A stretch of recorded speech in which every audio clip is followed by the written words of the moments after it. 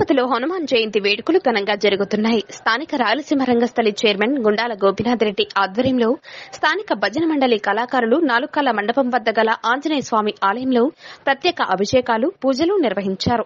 విచ్చేసిన భక్తులకు అన్నప్రసాదాల వితరణ చేశారు. అనంతరం ప్రతి శనివారం నిర్వహిస్తున్న నగర సంకీర్తనలో దాదాపు 60 మంది కళాకారులు మాడవీధుల్లో రామనామ సంకీర్తన వైభవంగా చేపట్టారు. ఈ సందర్భంగా రాయలసీమ రంగస్థలి చైర్మన్ గుండాల గోపీనాథ్ రెడ్డి మాట్లాడుతూ హనుమాన్ జయంతి రోజున రామనామ సంకీర్తన చేయటం సంకోటి జన్మలో పుణ్యఫలమని పేర్కొన్నారు.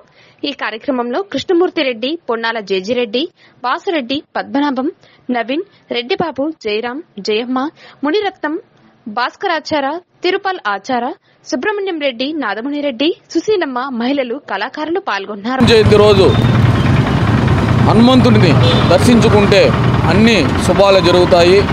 మనకి ధైర్యానికి చిహ్నం హనుమంతుడు. చిన్నపిల్లలప్పుడు మనమంతా చిన్నప్పుడు ఏదన్నా చూసి ఏడుస్తా భయపడతా ఉంటే ఆంజనేయ తాయిత్తు కట్టుకుంటే ఆ చిన్న పిల్లవాడు కానీ అమ్మాయి కానీ ఏడుపు నిలిపేసి ధైర్యంగా ఉంటుంది. ఆ విధంగా ఆంజనేయ స్వామి ధైర్యానికి ప్రతీక.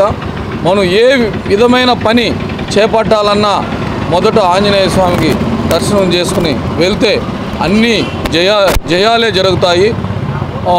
అందువల్ల ప్రతి ఒక్కరూ ఆంజనేయ స్వామిని ఈరోజు దర్శించుకుని, ఈరోజే కాకుండా ప్రతిరోజు దర్శించుకుని స్వామివారి ఆశీస్సులు మనం పొందాలని, మన శ్రీరామచంద్రుడు పరమ భక్తుడు ఆంజనేయ స్వామి, ఆయన్ని దర్శించుకుంటే శ్రీరాముని దర్శించుకున్నంతే. గంటల నుంచి కూడా పూజ మహత్వం జరుగుతూ ఉంది. ఇక్కడ కూడా మన గాంధీ రోడ్లో కూడా 6 గంటలకే వాళ్ళు అన్నదాన ప్రసాదాలు వండుతున్నారు.